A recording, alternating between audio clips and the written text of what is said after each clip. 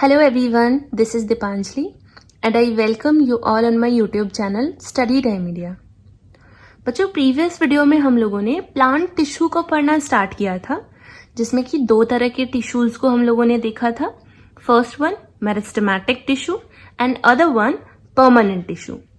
अच्छा, meristematic tissue हम लोगों ने लास्ट वीडियो में डिस्कस किया है, तो उसमें हम लोगों ने देखा था कि उसमें एक स्पेशल एबिलिटी होती है सेल को डिवाइड करने की। यानी मेरिस्टेमेटिक सेल्स जो होती है ना, वो डिवीजन करती हैं। अगर एक है तो दो बनेगी, दो से चार बनेगी, इस तरह से नंबर जो है सेल्स का वो इंक्रीज होता रहता है। अब देखो नंबर इंक्रीज हो रहा है, इसका मतलब क्या हुआ? ग्रोथ हो रही है। तो इसका जैसे हम लोग प्लांट में ग्रोथ देखते हैं ना, उसकी किसकी वजह से होती है? मेरिस्टेमेटिक टिश्यू की वजह से होती है। ठीक है। अदर वन हम लोग आज की इस वीडियो में स्टार्ट करने वाले हैं, दैट इज परमानेंट टिश्यू। ठीक है, तो ये कहाँ से आया ये हम लोग देखते हैं पहले। तो जो मेरिस्टेमेटिक टिश्यू होते हैं ना, उन्हीं में ही थोड़ा सा बदलाव हो जाता है।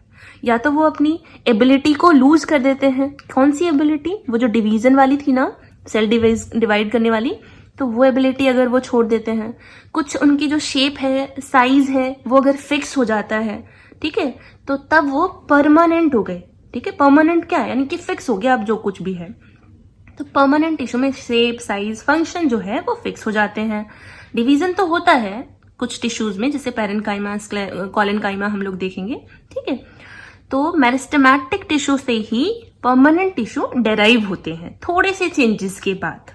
ठीक है, अब ये जो प्रोसेस होती है ना, ये जो शेप, साइज वगैरह ये सब चेंज हो जाने की प्रोसेस जो होती है, इसको हम लोग डिफरेंशिएशन कहते हैं। ठीक है, तो डिफरेंशिएशन हो जाता है और इस प्रोसेस में होता क्या है कि उनका जो शेप है वो फिक्स हो जाती है, साइज है वो फिक्स हो जाता है, यहाँ तक कि जो फंक्शन होता है ना टिश्यूज का, वो भी फिक्स हो जाता है। अब वो क्या कहे जाएंगे? ये परमानेंट टिश्यू कहे जाएंगे। तो मेरिस्टेमेटिक ही है जो परमानेंट टिश्यू में कन्वर्ट हो गए हैं। ठीक है, कहीं से और नहीं आए हैं, पहले थे मेरिस्टेमेटिक। जो आप लोग हर्ब्स देखते हैं ना, जो हरे हरे जो पेड़ होते हैं, उनमें मोस्टली मेरिस्टेमेटिक होते हैं। लेकिन जो बार्क वाले होते हैं, छाल वाले जो पेड़ होते हैं बड़े बड़े, तो वो क्या होते हैं? उनमें बाहर परमानेंट टिश्यूज होते हैं। ठीक है, तो मेरिस्टेमेटिक ही तो होता है, तो प्लांट बाद में उसमें होता है परमानेंट। कुछ चेंजेस तो परमानेंट टिश्यू में कन्वर्ट हो जाता है। अब ये जो परमानेंट टिश्यू हैं, ये दो तरह के होते हैं। एक तो होते हैं सिंपल परमानेंट टिश्यू, ठीक है, और दूसरे होते हैं complex permanent tissue. Simple and complex दो तरह के होते हैं। सिंपल में ना, नाम से ही पता चल रहा है, बड़े सिंपल तरीके के होंगे। किस तरह की सिंप्लिसिटी है इनमें? इनमें जो स्ट्रक्चर होती है ना, वो और फंक्शन जो होता है टिश्यूज का, वो सिमिलर होता है। जितने भी टिश्यू हैं सारे की स्ट्रक्चर एक जैसी दिखेगी और फंक्शन भी सबका एक जैसा ही होगा। कॉम्प्लेक्स में अलग अलग हो जाते हैं, स्ट्रक्चर भी और फंक्शन भी। अच्छा, एग्जाम्पल भी हैं, इनको भी फर्दर हम देखते हैं इनमें एग्जाम्पल कौन कौन से आएंगे, टाइप कौन कौन से आएंगे। तो सिंपल में 3 टाइप हैं फर्दर। फर्स्ट वन अगर हम बात करें तो वो है पैरेन्काइमा। ठीक है, पैरेन्काइमा डिस्कस करेंगे हम one by one. Second one जो है सिंपल में ही, that is collenchyma. And third one, last one, that is sclerenchyma. ये हो जाता है। तो ये किसके टाइप है? ये सिंपल परमानेंट टिश्यू के टाइप है। कॉम्प्लेक्स में भी है, एक तो होता है जाइलम, बहुत अच्छे से जानते हैं हम लोग, और दूसरा फ्लोएम। ठीक है, तो फ्लोएम और जाइलम ये दो तरह के हो गए कॉम्प्लेक्स टिश्यू। फ्लोएम जो होता है वो वाटर को ट्रांसपोर्ट करता है। ठीक है, वाटर कहाँ से जाएगा भाई? रूट से जाएगा ना, रूट से प्लांट की बॉडी में ऊपर चढ़ेगा, तो वो जाइलम ही करेगा।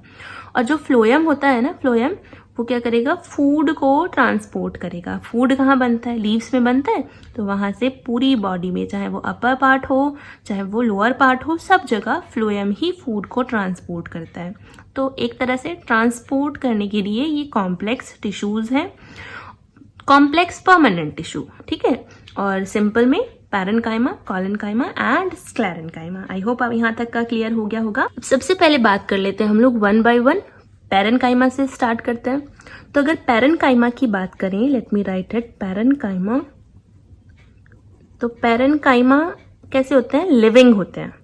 ये दोनों ही लिविंग होते हैं। कोलेनकाइमा भी लिविंग है इसमें प्रोटोप्लाज्म भी मिलेगा, ठीक है। प्रोटोप्लाज्म जो सेल का जो लिक्विड भरा हुआ रहता है, साथ ही साथ उसमें ऑर्गेनेल्स भी प्रेजेंट रहते हैं, ठीक है, तो वो प्रोटोप्लाज्म में प्रेजेंट रहता है।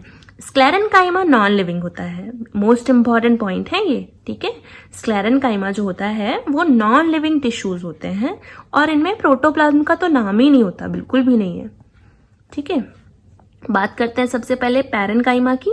तो जैसे कि बताया, नेचर में अगर हम बात करेंगे तो सबसे पहला ये लिखेंगे कि ये लिविंग होते हैं और इनमें डिवीजन भी होता है, अपनी ही तरह के सेल्स को बना सकते हैं ये, ठीक है। साथ ही साथ इनकी जो शेप है ना वो कैसा होता है, राउंडेड सेल्स होती हैं, इनमें गोल गोल सेल्स होती हैं। Let me draw it something like that, ठीक है। ये सेल वॉल है, अंदर सेल मेम्ब्रेन है, ऐसे मिल जाएंगी। साथ में न्यूक्लियस भी प्रेजेंट रहता है। न्यूक्लियस साइड में क्यों है, क्योंकि यहाँ पर आने वाली है बड़ी सी वॉक्यूल, ठीक है। फूड वॉक्यूल भी बोल सकते हैं, वेस्ट मटेरियल के लिए भी वॉक्यूल होती है, क्योंकि इसी में तो स्टोर करते हैं प्लांट अपना सब कुछ। तो यहाँ पर ये न्यूक्लियस हो गया, ये हो गया हमारा मिडिल मेम्ब्रेन जो होगी यहाँ पर ये वाली, तो इसको हम क्या बोलते हैं, cell membrane, and this one is cell wall, ठीक है। तो ये वाला हो गया। अच्छा, पता है इनमें जो सेल्स होती हैं, इनमें बीच में, सेल के बीच में, late me just draw it one, तो ये देखो ये स्पेस है ना, इसको क्या बोलते हैं, inter cellular space. Inter cellular, let me right it perfectly, cellular space.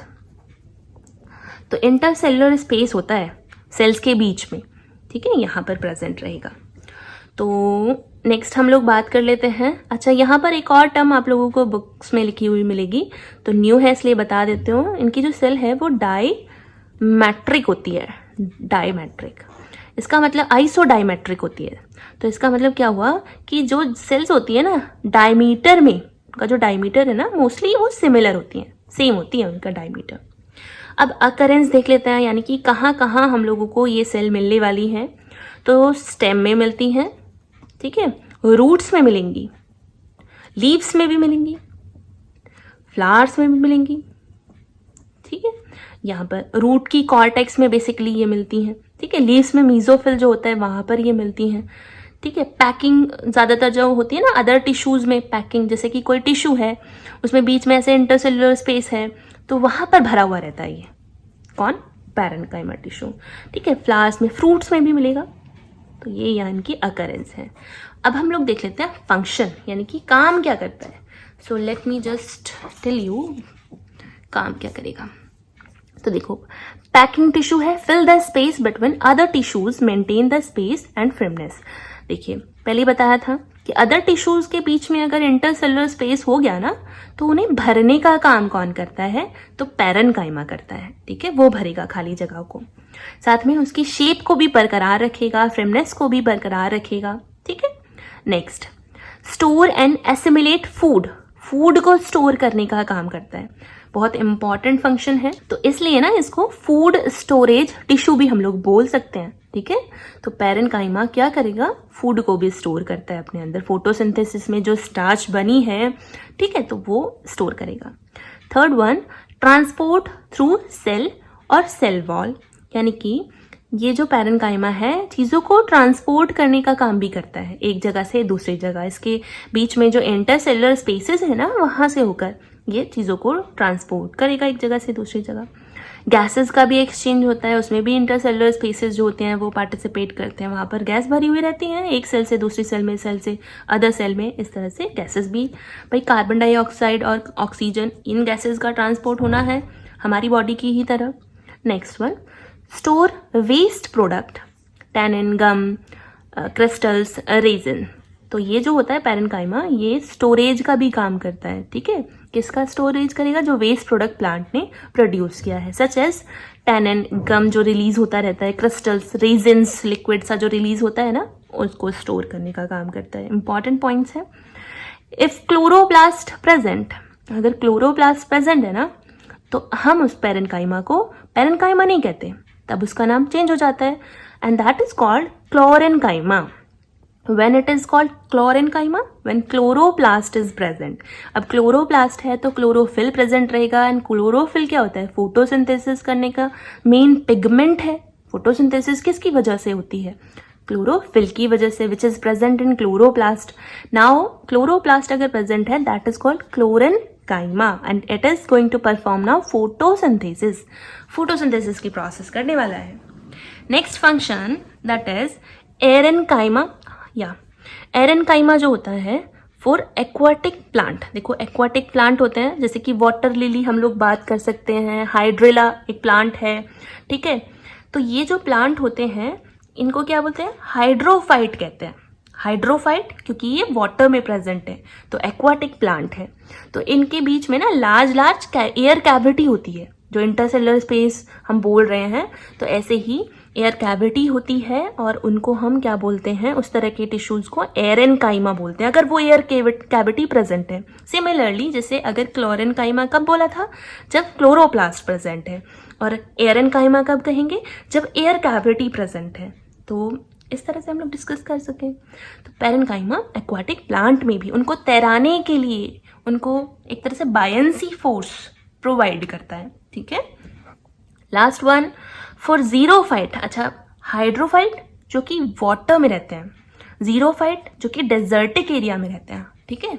तो जीरोफाइट इट स्टोर वाटर को स्टोर करने का काम करते हैं. देखे ना आपने कुछ प्लांट्स देखे होंगे जो वाटर को स्टोर कर लेते हैं, नागफनी की तरह के जो प्लांट होते हैं जो कि डेजर्टिक एरिया में हम लोगों को देखने को मिलते हैं. तो वहाँ पर जो वाटर का स्टोरेज होता है ना, किस में होता है, पेरेनकाइमा में होता है. आई होप ये सारे पॉइंट्स आप लोगों को क्लियर हो गए होंगे. किसी को कोई कंफ्यूजन हो तो आप कमेंट बॉक्स में लिख सकते हैं. That's it for today. Bye bye.